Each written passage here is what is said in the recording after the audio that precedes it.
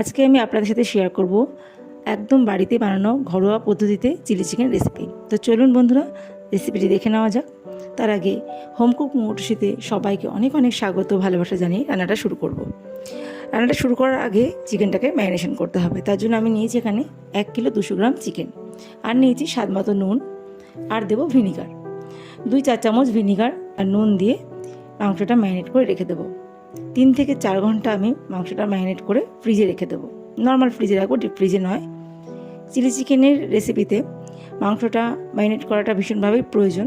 যত বেশিক্ষণ ম্যারিনেট করা থাকবে এটা তত সুন্দর জুসি হবে, খেতে ভালো লাগবে। তো আমি শুধু নুন আর ভিনিগার দিয়ে কিন্তু এখন মাখছি, আর অন্য কোনো কিছু ব্যবহার করিনি। একদম ছোটো ছোটো করে চিলি চিকেনের আকারে চিকেনগুলোকে কাটিয়ে আনা হয়েছে। এরপরে আমি সেকেন্ড ম্যারিনেশনের সময় বাকি উপকরণগুলো এর মধ্যে দিয়ে আবার ম্যারিনেট করে নেব। তো ভালো করে হাত দিয়ে মেখে নিচ্ছি। সুন্দর করে মাখলে প্রত্যেকটা চিকেনের পিসের মধ্যে নুনের পরিমাণটা ঠিকভাবে ঢুকবে।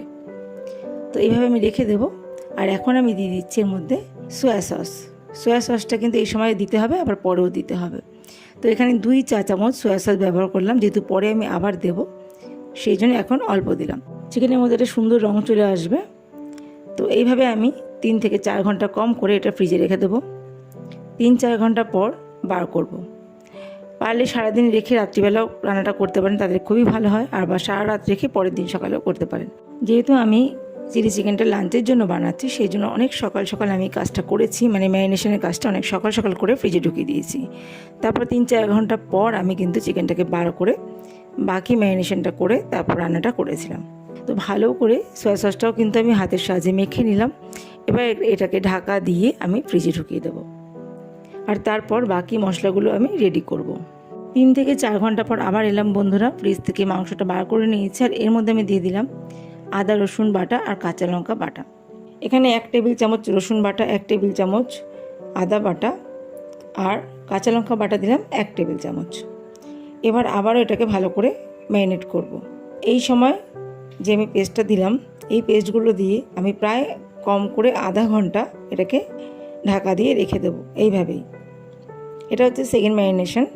আপনাদের হাতে সময় কম থাকলে আপনারা সম্পূর্ণ কাজটা 2 ঘন্টার মধ্যেও করতে পারেন। মিনিমাম 1 ঘন্টা ম্যারিনেট করে রাখলেও ভালোই হবে রান্নাটা, কিন্তু চেষ্টা করবেন হাতে সময় থাকলে 3 থেকে 4 ঘন্টা ম্যারিনেট করে রাখতে।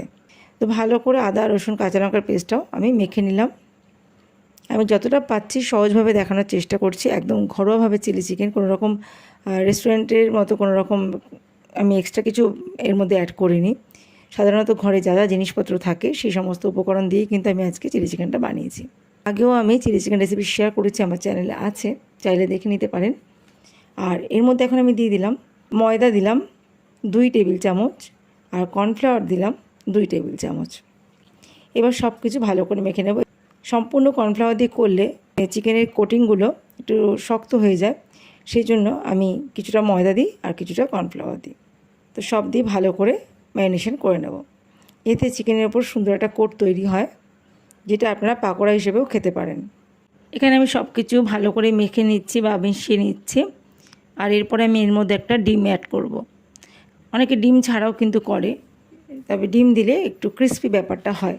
আপনি যদি ইচ্ছা করেন এটা পাকোড়া হিসেবেও ভেজে খেয়ে নিতে পারেন। এই অবস্থায় আর কি ডিমটা দিয়ে দিলাম। এবার ডিম দিয়ে আবারও ভালো করে মেখে নেব। এটা হচ্ছে লাস্ট কোটিং। আর ইচ্ছা করলে আপনারা 2 ডিমও ব্যবহার করতে পারেন, চিকেনের পরিমাণ অনুযায়ী ডিমটা দেবেন। তো আমি এখানে একটাই দিলাম, 2টো দিলে অসুবিধা ছিল না। তো ডিমটা ভালো করে মেখে এবার আমি চিকেনগুলো ভেজে নেব। তো দেখুন কত সুন্দর মাখা হয়ে গেছে। এভাবে আমি 10 মিনিট ঢাকা দিয়ে রেখে দেব। 10 মিনিট পর আবারও এলাম বন্ধুরা। এখানে একটা কড়াই বসিয়ে নিয়েছি, কড়াইতে নিয়েছি পরিমাণ মতন সাদা তেল। আমি চিকেনগুলো ডিপ ফ্রাইও করছি না, আবার শ্যালো ফ্রাইও ঠিক করছি না। মোটামুটি তেল নিয়েছি আমি, যতটা প্রয়োজন হবে চিকেনগুলো ভাজার জন্য। তো চিকেনগুলো আমি এক এক করে ভেজে নিচ্ছি। 3টে ব্যাচে আমার সব চিকেন ভাজা হয়ে গেছে। তো চিকেনের সাইজগুলো তো দেখছেন কীরকম নিয়েছি। চিলি চিকেনের সাইজগুলো কিন্তু এরকম হলে বেশি ভালো লাগে। আর আপনারা ইচ্ছে করে বোনলেস চিকেনও বানাতে পারেন ঠিক এইভাবেই। আমি এখানে বোনলেস চিকেন নিইনি, আমি উইথ বোনেই নিয়েছি। তবে খুব সুন্দর করে কেটেছে, সব চিকেনগুলো মোটামুটি সমান সাইজেরই আছে। তো প্রথম ব্যাচের চিকেনগুলো আমি সব ভেজে নিচ্ছি। 1 পিঠ ভাজা হয়ে গেলে আরেক পিঠ উল্টে দেবো। চিকেনগুলো ভাজতেই যা সময় লাগে বন্ধুরা, চিলি চিকেনটা রান্না করতে কিন্তু একদমই সময় লাগে না, খুব কম সময় এটা রান্না হয়ে যায়। যেহেতু চিকেনটা অনেকক্ষণ ম্যারিনেট করা থাকে, খুব তাড়াতাড়ি রান্না হয়ে যায়, সেদ্ধ হয়ে যায় খুব তাড়াতাড়ি, আর ভীষণ জুসি হয়।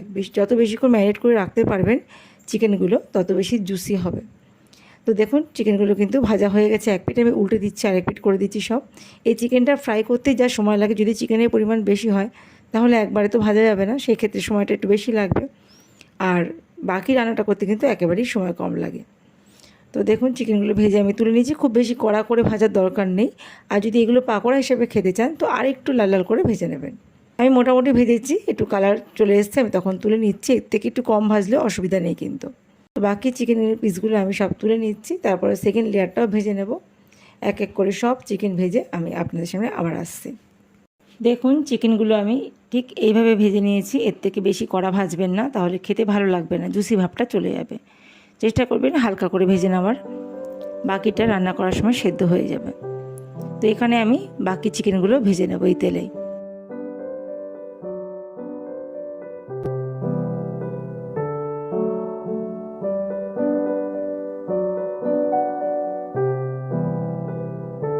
আমি এক এক করে সব চিকেনের পিসগুলো ভেজে নিয়েছি। আর এখানে একটা ছোট্ট বাটি নিয়েছি, তার মধ্যে নিয়েছি সস।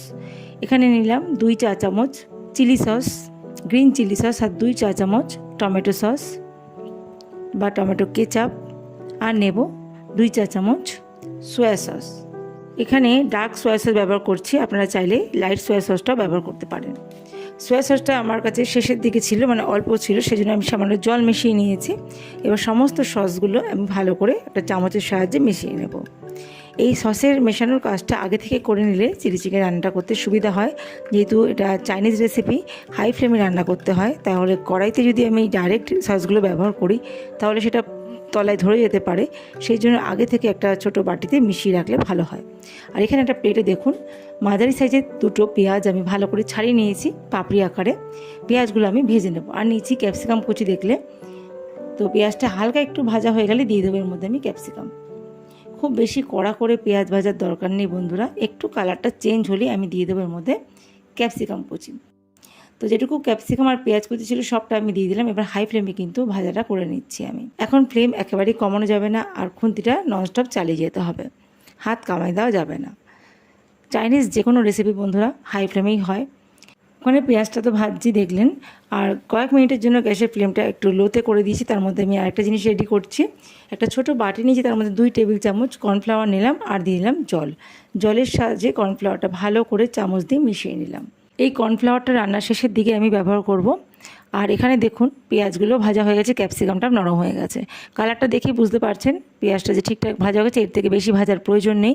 এবার বাকি যে আদা রসুন কাঁচা লঙ্কার পেস্টটা ছিল সেটা আমি এর মধ্যে দিয়ে দিলাম। চিকেন ম্যারিনেট করার সময় দিয়েছিলাম, আর বাকি যেটুকু ছিল এখন আমি দিয়ে দিলাম।